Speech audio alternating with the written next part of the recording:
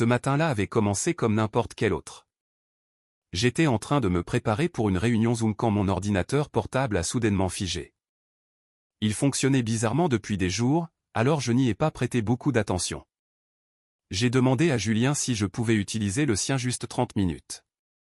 Il a hésité une seconde, juste une seconde, puis a hoché la tête. Il est sur la table de la salle à manger, a-t-il dit sans lever les yeux de son téléphone. Je l'ai pris et me suis assise pour me connecter. Son mot de passe était toujours le même. J'ai esquissé un léger sourire en voyant cela. C'est toujours mon anniversaire, ai-je murmuré. Ce genre de petites choses stupides avait autrefois de l'importance pour moi. La réunion a commencé, et j'ai gardé ma caméra éteinte parce que je n'étais pas vraiment habillé pour l'occasion. J'ai baissé un peu le volume et ouvert un bloc-notes pour commencer à prendre des notes. C'est alors que c'est arrivé. Un doux ping a retenti dans le coin supérieur de l'écran. J'ai levé les yeux, pensant que c'était juste un rappel de calendrier ou peut-être une notification de son travail. Mais non. L'objet indiquait, suite à l'hôtel de la Roseraie confirmé. Je me suis figé. La Roseraie? Cela me disait quelque chose. J'ai cliqué sur la notification. J'aurais préféré ne pas le faire. L'email s'est ouvert. Une confirmation de réservation d'un hôtel de luxe non loin de notre maison. 2 nuits, une suite, service de champagne. La date d'arrivée remontait au week-end dernier. Exactement quand Julien m'avait dit qu'il avait un séminaire de stratégie avec nuitée à l'hôtel. J'ai eu la bouche sèche. J'ai fait défiler la page vers le bas. Des photos étaient jointes à l'email. Pas beaucoup, juste 3. Mais elles suffisaient à arrêter les battements de mon cœur. La première montrait la suite elle-même, des oreillers dorés, une rose rouge sur le lit. La deuxième, Julien, torse nu, adossé à des oreillers blancs, souriant paresseusement à l'objectif. Je pouvais voir son collier, celui que je lui avais offert pour nos 2 ans de mariage. Puis est venue la troisième photo. Mes doigts tremblaient en cliquant dessus. Une femme était dans le lit à côté de lui. Ses cheveux tombaient sur ses épaules en de douces ondulations brunes. Elle détournait le regard de l'appareil photo, sirotant du vin. Seule une partie de son visage apparaissait. Mais je connaissais ce profil. Je reconnaissais cette chaîne en argent autour de sa cheville gauche. Je reconnaissais ce minuscule grain de beauté brun près de son épaule. Je la connaissais. C'était Céline, ma sœur, ma grande sœur divorcée. Je ne me souviens pas avoir respiré pendant les 10 secondes qui ont suivi. Mes yeux brûlaient, mais aucune larme ne coulait. Je fixais simplement l'écran. J'ai fixé l'écran jusqu'à ce que l'économiseur d'écran s'active et que l'image disparaisse. Je suis resté là, pétrifié, mes pensées tourbillonnant hors de tout contrôle. M'étais-je trompé? Pouvait-il s'agir de quelqu'un d'autre? Était-ce une blague de mauvais goût? J'ai regardé à nouveau. Aucune erreur. C'était bien elle. La même femme qui avait pleuré dans mes bras quand son propre mari l'avait trahi. La même femme qui m'avait dit un jour, au moins, tu as eu de la chance avec un homme comme Julien. J'avais l'impression que les murs se refermaient sur moi. J'ai mis fin à la réunion Zoom plus tôt que prévu. Je ne me souviens même pas de l'excuse que j'ai donnée. Julien était toujours dans le salon, en train de rire devant une vidéo sur son téléphone. Je suis passé lentement devant lui, serrant son ordinateur portable comme s'il était en feu. Il a levé les yeux. Tout va bien? Je me suis forcé à sourire. Oui, juste fatigué. Il a hoché la tête et s'est replongé sur son écran. Je suis allé dans notre chambre et j'ai fermé la porte doucement, puis je l'ai verrouillée. Je me suis assise sur le lit, j'ai posé l'ordinateur à côté de moi et j'ai simplement fixé le sol. Tout hurlait dans ma poitrine. Mais à l'extérieur, j'étais silencieuse. Mon mari avait réservé une chambre d'hôtel. Il avait pris des photos. Il avait souri. Et la femme dans le lit à côté de lui était de mon propre sang. 2 semaines auparavant, tout semblait encore normal, du moins en apparence. Julien et moi avions trouvé un rythme tranquille. Il rentrait à la maison plus tard que d'habitude, blâmant toujours les embouteillages ou une urgence avec un client.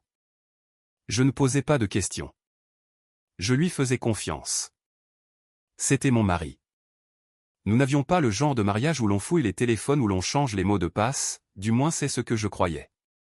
Nous n'essayions plus d'avoir un bébé. Nous avions clos ce sujet il y a 1 an, après la 3e fausse couche. Cela avait brisé quelque chose en moi, et en lui aussi. C'est du moins ce que je croyais. Nous parlions moins après ça, mais j'ai toujours pensé que c'était le chagrin, pas de la distance, ni de l'infidélité. Céline appelait plus souvent dernièrement. Depuis son divorce, elle avait des hauts et des bas émotionnels. Certains jours, elle semblait forte et indépendante. D'autres jours, elle pleurait au téléphone en disant des choses comme « Je ne veux tout simplement pas vieillir seule ». J'essayais d'être là pour elle, toujours. C'était ma grande sœur. Je lui devais bien ça. Je lui avais même proposé de venir passer quelques jours à la maison. Tu as besoin de changer d'air, lui avais-je dit lors d'un de nos appels du soir. Viens juste dormir, manger. Pas de stress. Elle a fait une pause, puis a demandé, tu es sûr que ça ne dérangera pas Julien? Pourquoi ça le dérangerait, ai-je ri. Il t'adore. Je me souviens d'en avoir parlé à Julien le soir même, pendant que nous nous brossions les dents. J'ai dit à Céline de venir passer quelques jours, juste pour se détendre. Ça te va, n'est-ce pas? Il a craché dans le lavabo et s'est essuyé la bouche. À vrai dire, peut-être pas cette semaine. C'est la folie au boulot. Je serai à peine à la maison, et ce sera bizarre pour elle. J'ai hoché la tête. D'accord. Peut-être la semaine prochaine. En y repensant maintenant, je me demande si c'était sa façon de gagner du temps. Quelques jours après cela, j'ai remarqué qu'il commençait à sortir en mettant plus de parfum que d'habitude. Un nouveau, plus fort, plus lourd, et qui n'était pas son parfum habituel. J'en ai plaisanté. Tu essaies d'impressionner tes clients, ai-je demandé en haussant un sourcil. Il a eu un sourire en coin. C'est juste un échantillon qu'un gars du bureau m'a donné. Je voulais l'essayer. Je l'ai cru. Pourquoi ne l'aurais-je pas fait? Julien était le genre d'homme qui repassait toujours ses chemises avec soin et portait des chaussures cirées même pour aller au supermarché. Ce n'était pas inhabituel. Du moins, ça ne le semblait pas à l'époque. Cette même semaine, Céline m'a dit qu'elle serait peut-être injoignable pendant le week-end. J'ai juste besoin de m'éloigner de tout, m'a-t-elle dit au téléphone. De me vider la tête. Tu pars en voyage? Non, je déconnecte juste. Pas de téléphone, pas de discussion, juste moi et le sommeil. Je lui ai dit que ça semblait être une excellente idée. Maintenant, je me demande si c'est à ce moment-là qu'ils sont allés à la roseraie. Les signes étaient là, de petits signes. Des choses qui semblaient inoffensives alors. Un reçu que j'ai trouvé dans la poche du jean de Julien un après-midi en faisant la lessive. Une note de service d'étage sans aucun nom imprimé dessus. J'ai pensé que c'était un papier qu'il avait ramassé dans la rue et mis dans sa poche par accident. Je l'ai jeté. Il était devenu plus protecteur avec son téléphone, aussi. Pas de manière suspecte, juste de subtils changements. Il avait l'habitude de toujours le laisser sur la table basse. Maintenant, il l'emportait partout avec lui, même dans la salle de bain. Je l'ai remarqué, mais je n'ai rien dit. Les gens changent. Les habitudes changent. Mais dans mon cœur, je sentais que quelque chose basculait. Il y avait aussi la façon dont il commençait à envoyer des SMS tard le soir, l'écran tourné à l'opposé de moi. Quand je lui demandais avec qui il parlait, il marmonnait quelque chose comme « juste les gars du bureau ». Et je me retournais pour me rendormir, faisant semblant de ne pas sentir la froideur grandir entre nous. Je me souviens qu'un après-midi, Céline m'a envoyé un SMS. « Tu t'es déjà demandé si tu connaissais vraiment les gens qui t'entourent ?» Je lui ai envoyé un emoji qui pleure de rire et j'ai répondu « Question profonde pour un mercredi après-midi ». Elle n'a pas répondu. Et maintenant, après avoir vu ces photos, ces mots résonnent différemment. Chaque appel téléphonique, chaque SMS, chaque instant d'hésitation. Ce n'était pas rien. Ça n'a jamais été rien. Mais à l'époque, j'étais encore dans l'ignorance. Je traversais ma vie les yeux ouverts, sans rien voir. Céline n'était pas seulement ma sœur. Elle était celle qui m'avait appris à me tresser les cheveux, celle qui m'avait défendu quand j'étais harcelé à l'école primaire, celle qui m'avait donné son collier préféré en me disant « Il te va mieux à toi ». En grandissant, elle était audacieuse et bruyante. J'étais calme et prudente.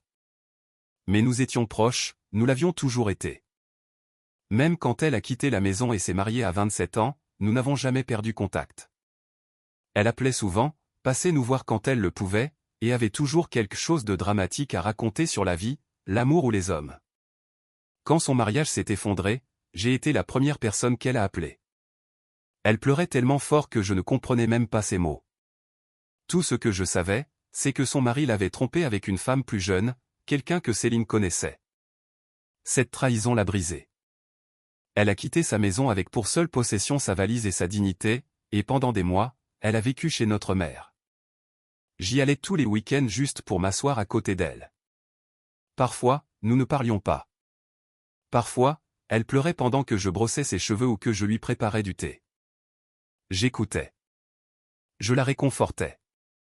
Je lui rappelais qu'elle valait mieux que ça. Ne laisse pas ça te rendre amère, lui ai-je dit un soir. Laisse ça te rendre meilleur. Elle a hoché la tête à travers ses larmes et a murmuré, j'aimerais avoir ce que Julien et toi avez. Tu as de la chance. Cette phrase m'est restée en tête pendant des semaines. Je la croyais. Je croyais que ma vie était le genre de vie que les gens enviaient. Julien était gentil avec elle. Du moins, c'est ce qu'il semblait. Il l'aidait à porter ses courses quand elle venait. Un jour, il a traversé toute la ville pour l'aider à changer la batterie de sa voiture. Il lui a même fait livrer des fleurs pour son anniversaire une année. Signé de nous tous. Je trouvais ça adorable. En fait, je me vantais souvent de leur belle entente. Je disais des choses comme « J'adore le fait que mon mari et ma sœur s'entendent comme frères et sœurs ». J'avais l'habitude de dire ça. Il y a eu un dimanche, il y a juste quelques mois, où Céline est venue passer l'après-midi avec nous. Elle avait apporté une quiche lorraine et du jus de raisin. Le péché mignon de Julien. Nous étions tous assis sur le balcon, à rire, à parler de nos souvenirs d'enfance. Elle avait l'air détendue, même heureuse. À un moment donné, elle s'est levée et a épousseté quelque chose sur l'épaule de Julien. Il a tressailli pendant une fraction de seconde, puis a souri. Je n'y ai rien vu de mal. Maintenant, je repasse ce moment dans ma tête encore et encore. Était-ce le début? Ou cela avait-il déjà commencé? Étais-je tellement aveugle que je ne voyais pas leur complicité glisser vers autre chose? Après son départ ce soir-là, Julien a dit quelque chose d'étrange. Ta sœur est différente maintenant. Plus douce. Je lui ai demandé ce qu'il voulait dire. Il a haussé les épaules. Juste. Elle a mûri. C'était la première fois que je remarquais quelque chose de différent dans son ton quand il parlait d'elle. Je ne l'ai pas réalisé sur le coup, mais je le réalise maintenant. Il y avait d'autres détails aussi. La façon dont ses yeux s'attardaient sur lui un peu trop longtemps. La façon dont il riait plus à ses blagues qu'aux miennes. Mais je ne voulais pas être méfiante. Je leur faisais une confiance absolue à tous les deux. Je me souviens d'une soirée où j'étais cloué au lit avec de la fièvre et où Julien était parti pour un congrès. Céline a appelé et a proposé de venir passer la nuit avec moi. Elle n'est pas venue. Elle a dit qu'elle avait eu un imprévu. J'ai fini par me débrouiller seul. Maintenant, je me demande si Julien y était pour quelque chose. Était-elle avec lui? A-t-elle menti pendant que j'étais là, frissonnante sous mes couvertures? C'est le genre de douleur qui vous tord l'estomac. Le genre qui empoisonne chaque souvenir. Céline. Ma sœur. Mon amie. La personne la plus proche de moi au monde. Quel genre de personne faut-il être pour faire ça? Et plus douloureux encore, quel genre d'idiote faut-il être pour ne pas l'avoir vu venir? Après avoir vu ces photos, tout dans ma tête est devenu un vacarme. Mais lentement, les pièces ont commencé à s'assembler. Des choses que j'avais ignorées. De petits moments que j'avais balayés du revers de la main. Maintenant, tout prenait sens. Je me suis souvenu d'un jour, la semaine dernière à peine, où Julien est rentré tard. J'étais déjà au lit. Il s'est glissé dans la chambre, m'a embrassé sur le front et a dit « Longue journée. Je suis épuisé. » Je me suis retourné pour le serrer dans mes bras et c'est là que je l'ai senti. Pas mon parfum, ni son eau de Cologne. Quelque chose d'autre. Sucré. Cher. Floral. Sur le moment, je n'ai pas dit un mot. Maintenant, je connais ce parfum. Céline le portait à chacune de ses visites. Une autre fois, je faisais la lessive. Je triais les vêtements comme je le faisais toujours. J'ai vidé les poches de son jean et j'ai trouvé un reçu plié. J'ai failli le jeter, mais la curiosité a pris le dessus. Il venait d'un hôtel. Mais il n'y avait pas de nom dessus, juste service d'étage, le numéro d'une suite, et un montant total qui m'a presque fait écarquiller les yeux. Je suis allé dans le salon et je lui ai demandé, « Tu as mangé dans un hôtel récemment ?» Il a levé les yeux et a haussé les épaules. « Ouais. J'ai invité une cliente. Elle voulait un truc chic. J'ai réglé la note. » Je l'ai cru. Bien sûr que je l'ai cru. Il ne m'a même pas traversé l'esprit de creuser davantage. Ensuite, il y a eu le compte bancaire. Julien et moi partagions un compte joint, pas parce que nous y étions obligés, mais parce que nous nous faisions confiance. Du moins, je le croyais. Après cet email, je me suis connecté au compte par instinct. Mes doigts tremblaient pendant que je tapais le mot de passe. La page s'est chargée lentement. Trop lentement. Comme si même l'ordinateur savait ce que j'allais voir. Des retraits importants. De grosses sommes. Chaque week-end au cours des 3 derniers mois. J'ai fait défiler l'écran vers le bas. Toujours le même schéma. Le vendredi. Toujours à peu près à la même heure. Il ne m'avait jamais parlé de ça. Quand je lui avais demandé auparavant pourquoi il retirait du liquide, il avait répondu « des investissements. J'aide un client à rénover une maison pour la revendre. Ne t'inquiète pas, ça rapportera des bénéfices. » J'avais souri. J'avais même dit « c'est malin. » Maintenant, je me sentais stupide. Pourtant, quelque chose continuait de me tracasser. Quelque chose que je n'arrivais pas à ignorer. La roseraie. Pourquoi ce nom m'était-il si familier? Puis ça m'a frappé. L'ancien anniversaire de mariage de Céline y avait été célébré. Leurs 3 ans de mariage. Je m'en souvenais parce qu'elle avait publié des dizaines de photos sur les réseaux sociaux cette année-là. Ils avaient fait les choses en grand. Chambre dorée, baignoire jacuzzi, les mêmes peignoirs blancs. Mon cœur a fait un bond. Elle connaissait cet endroit. Elle y avait de bons souvenirs. Ou peut-être des souvenirs dangereux. Il fallait que j'en aie le cœur net. Alors j'ai fait quelque chose que je n'aurais jamais cru faire un jour. Je me suis rendu à l'hôtel moi-même. Je me suis apprêté, j'ai attaché mes cheveux soigneusement en arrière et j'ai dit à Julien que j'allais voir une amie. Il n'a pas demandé laquelle. Je suis arrivé à la roseraie dans l'après-midi. Le hall d'accueil sentait le lys frais et l'argent. Je me suis approché de la réception, faisant semblant d'être une cliente intéressée par la réservation d'une chambre. « Avez-vous des suites disponibles ce week-end » ai-je demandé poliment. La réceptionniste a souri chaleureusement. « Oui, madame. En fait, nous avons récemment accueilli M et madame Lefebvre. Ils ont séjourné dans la suite nuptiale. Voudriez-vous quelque chose de similaire ?» J'ai cligné des yeux. M et madame Lefebvre? C'était le nom de jeune fille de ma mère. Céline avait gardé ce nom de famille après son divorce. Probablement pour des raisons professionnelles. J'ai hoché la tête lentement, essayant d'empêcher ma voix de trembler. Oui. Cette suite a l'air parfaite. Puis-je voir des photos? Elle m'en a montré quelques-unes. J'ai fait semblant d'être impressionné. J'ai prétexté devoir vérifier avec mon mari et je suis sorti calmement. Mais à l'intérieur. À l'intérieur, je m'effondrais. Ils utilisaient notre nom de famille. Ils ne prenaient même pas la peine de se cacher. Chaque mensonge montrait maintenant son vrai visage. Et j'étais la dernière à le savoir. Je ne cherchais pas la confrontation. Je n'étais même plus sûr de ce que je voulais. Des réponses, peut-être. Mais la vérité. Elle faisait déjà trop mal. Après la visite à la roseraie, je suis rentré à la maison pour trouver Julien dans la cuisine, en train de siffloter tout en préparant du thé. Comme si de rien n'était. Comme si notre vie ne s'effondrait pas silencieusement sous nos pieds. Je suis passé devant lui sans dire un mot. Il m'a interpellé. « Tu en veux ?» J'ai secoué la tête et j'ai continué à marcher. Ce soir-là, pendant qu'il était sous la douche, j'ai remarqué qu'il avait laissé son téléphone sur le lit.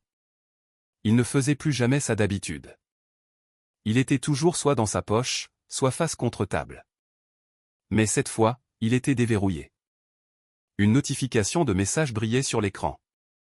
Je n'avais pas l'intention de regarder. Mais mes mains ont bougé plus vite que mes pensées.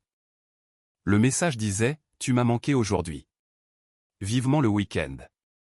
Il provenait d'un contact enregistré sous le nom de Émilie. Je savais instantanément que ce n'était pas une collègue. J'ai ouvert la conversation. J'ai eu l'impression que mon cœur s'arrêtait de battre. Il y avait des semaines entières de messages, de notes vocales, de photos, de projets, de blagues, de petites phrases de drague. C'était eux. Julien et Céline.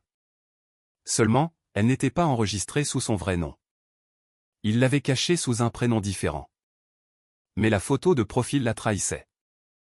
Elle était petite, mais je pouvais la voir clairement. Céline avec sa nouvelle coupe courte, souriant dans un selfie devant le miroir. Je me suis assise lentement. Tout mon corps est devenu glacé. Un message disait « La prochaine fois, essayons celle sur le toit. Je veux me réveiller avec cette vue à nouveau. » Un autre « Elle ne se doute de rien, n'est-ce pas ?» Sa réponse « Aucune idée. Elle pense que je travaille tard. La culpabilité me ronge, par contre. Et ensuite, nous ne faisons rien de mal. Nous avons juste trouvé du réconfort. Ce n'est pas un péché. Du réconfort? C'est comme ça qu'ils appelaient ça? J'ai fait une capture d'écran. Puis une autre. Puis la totalité de la discussion. Et je me les suis envoyés par email. Je n'étais pas prête à les confronter. Pas encore. Mais je savais que je devais commencer à élaborer un plan. Je ne pouvais pas juste rester là et faire semblant. J'ai quitté la chambre, téléphone en main, et je suis sorti sur le balcon. J'avais besoin d'air. J'avais besoin d'espace pour réfléchir. J'avais besoin que mon cerveau arrête de tourner à plein régime. 10 minutes plus tard, Julien est sorti, en se séchant les cheveux avec une serviette. « Tout va bien ?» a-t-il demandé. J'ai hoché la tête. « Ouais. Je réfléchis, c'est tout. » « À quoi ? » ?»« À rien d'important. » Il a souri et s'est penché pour m'embrasser sur le front. Je n'ai pas bougé. Je l'ai laissé faire. Je crois que c'est ce qui m'a le plus terrifié. La facilité avec laquelle on pouvait mentir. Faire semblant. Exactement comme il l'avait fait. Le lendemain matin, j'ai appelé Céline avec un numéro différent. Je ne voulais pas qu'elle sache que c'était moi. Elle a décroché après 2 sonneries. Sa voix était basse. Endormie. Allô ? J'ai changé de ton. Bonjour, désolé de vous déranger. Est-ce bien Céline Lefebvre ? Elle a hésité. Oui. Je vous appelle de la part d'un annuaire de prestataires de mariage. Nous mettons à jour nos contacts. Je ne suis pas intéressé, désolé, a-t-elle dit rapidement avant de raccrocher. Elle n'avait pas reconnu ma voix, ou peut-être que si, et la panique l'avait saisie. Cet après-midi-là, je lui ai envoyé un simple SMS depuis mon propre numéro. Coucou. J'essaie de te joindre. Tout va bien ? Elle n'a pas répondu. Plus tard dans la soirée, Julien est rentré en portant 2 sacs de traiteur. Dîner surprise, a-t-il dit avec un grand sourire. J'ai pensé qu'on pourrait manger sur le balcon. Je me suis forcé à sourire. C'est très attentionné. Il a déballé la nourriture, versé à boire et a commencé à parler de sa journée. Je me suis assise et j'ai hoché la tête, l'observant attentivement. Il faisait semblant. Je faisais semblant. 2 menteurs à la même table. Il a porté un toast à nous deux.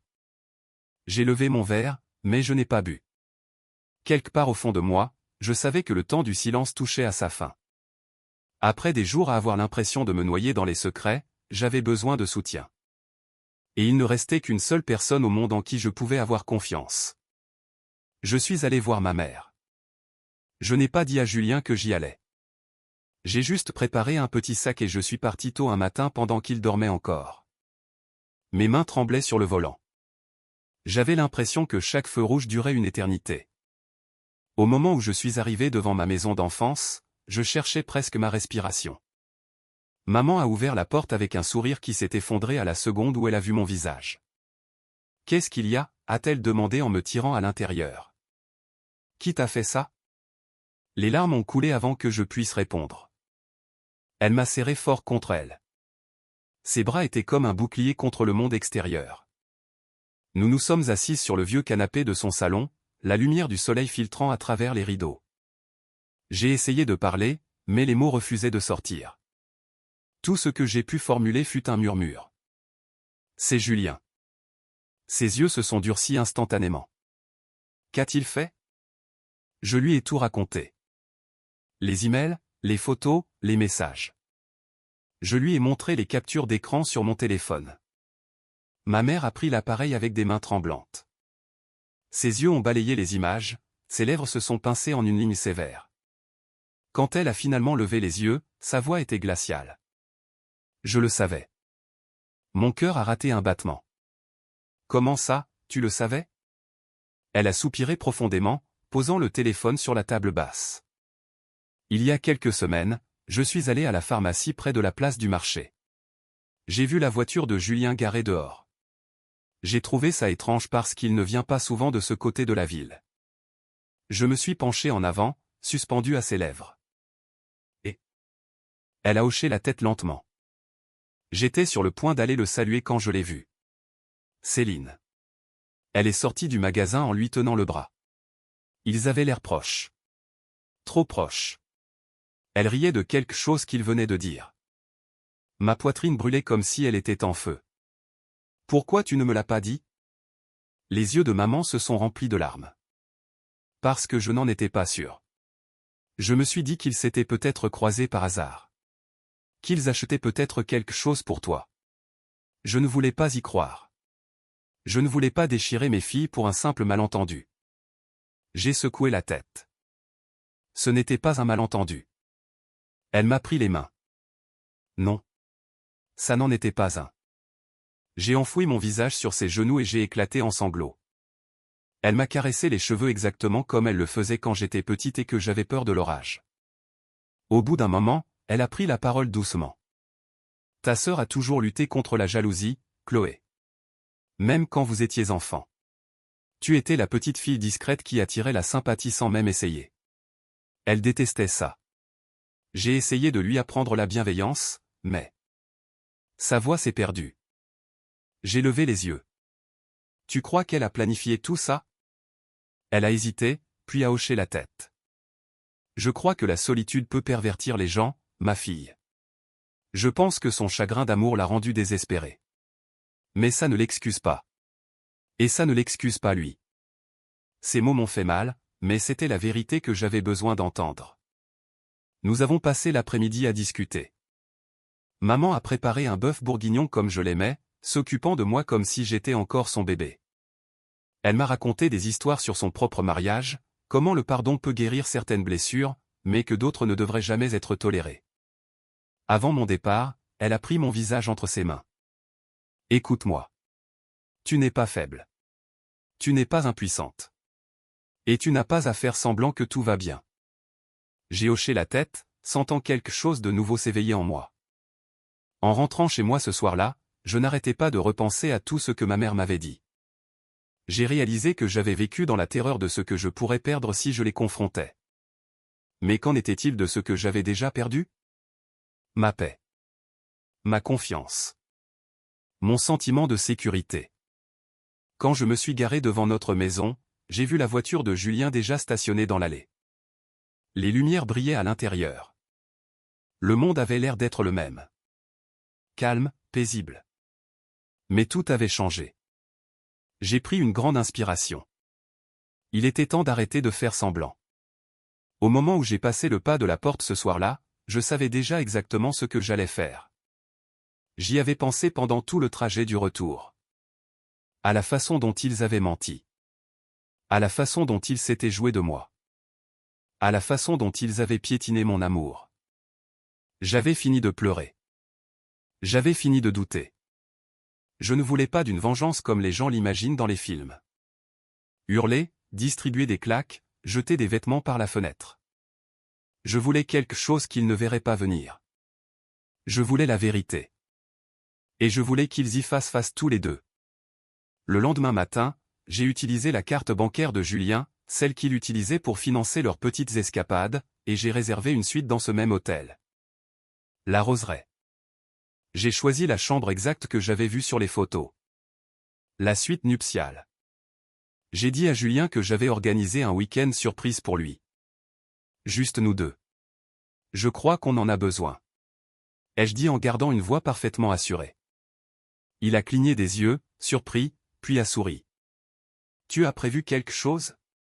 Waouh! Ça c'est nouveau. J'ai hoché la tête. J'ai pensé qu'on aurait bien besoin d'un peu de temps en tête-à-tête. Il a accepté sans poser la moindre question. Ensuite, j'ai fait la même chose avec Céline.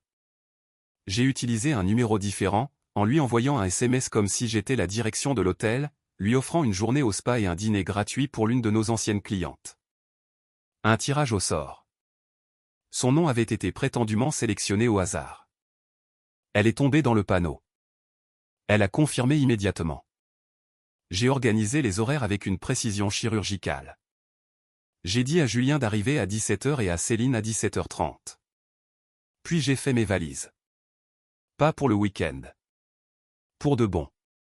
L'après-midi même, je suis arrivé en avance et j'ai installé une petite caméra discrète sur le meuble, pointée vers le lit. Rien de très sophistiqué. Juste assez pour capturer leur réaction. Je n'avais pas l'intention de publier la vidéo. Il ne s'agissait pas de l'exposer au monde entier. Il s'agissait de moi. D'enfin voir la vérité éclater sans déni possible, sans aucune explication mensongère. À 17h pile, Julien a passé la porte. Il a regardé autour de lui, impressionné. « Tu as vraiment réservé la suite nuptiale ?» J'ai souri. Je voulais que ce soit un moment spécial. Il a posé son sac et s'est assis sur le bord du lit. « C'est vraiment magnifique, Chloé. Je ne savais pas que tu avais ça en toi. » Je n'ai pas répondu. Je lui ai juste servi une coupe de champagne. 5 minutes plus tard, on a frappé à la porte. Ses yeux se sont légèrement plissés. « On attend quelqu'un. »« Non, » ai-je dit d'un ton neutre, en me dirigeant vers l'entrée. Quand j'ai ouvert la porte, Céline se tenait là en chemisier blanc et en jean, tenant son sac à main. Son sourire s'est pétrifié à la seconde où elle a croisé mon regard. Elle a regardé par-dessus mon épaule et a aperçu Julien. Son visage s'est vidé de son sang. Julien s'est levé lentement. « C'est quoi ce bordel ? » « Entre, » ai-je dit doucement. Aucun des deux n'a bougé. Je me suis écarté. Ils sont entrés comme deux enfants surpris la main dans le sac. La pièce était silencieuse, à l'exception du doux bourdonnement de la climatisation. Julien a ouvert la bouche. « Chloé. » « Ne. » J'ai levé la main. Je ne veux pas d'excuses. Je ne veux pas de fausses larmes. Céline a essayé de parler, mais sa voix s'est brisée. Je ne voulais pas. Tu ne voulais pas coucher avec mon mari. Je me suis tourné vers elle. Tu ne voulais pas me mentir pendant des mois tout en pleurant sur mon épaule à propos de ton mariage raté? Elle a baissé les yeux au sol. Julien a fait un pas en avant. Rentrons à la maison pour discuter. Il n'y a plus rien à dire. J'ai sorti une petite enveloppe de mon sac et je la lui ai tendue. À l'intérieur se trouvaient des copies des factures de l'hôtel, des captures d'écran de leurs messages et des photos imprimées de l'email. Ses mains tremblaient pendant qu'il l'ouvrait. Puis je me suis tourné vers Céline. Tu as dit un jour que j'avais de la chance d'avoir un homme comme Julien. Mais maintenant je sais que je n'ai jamais eu de chance. J'étais juste aveugle. Elle a essayé de formuler une phrase, mais je l'ai arrêtée avec une ultime déclaration. Tu n'es plus ma sœur. Et sur ce, j'ai pris mon sac, je me suis dirigé vers la porte, et je les ai laissés planter au milieu de cette chambre qu'ils utilisaient autrefois pour me trahir. Je ne me suis pas retourné. Je n'en avais pas besoin. J'en avais déjà vu bien assez.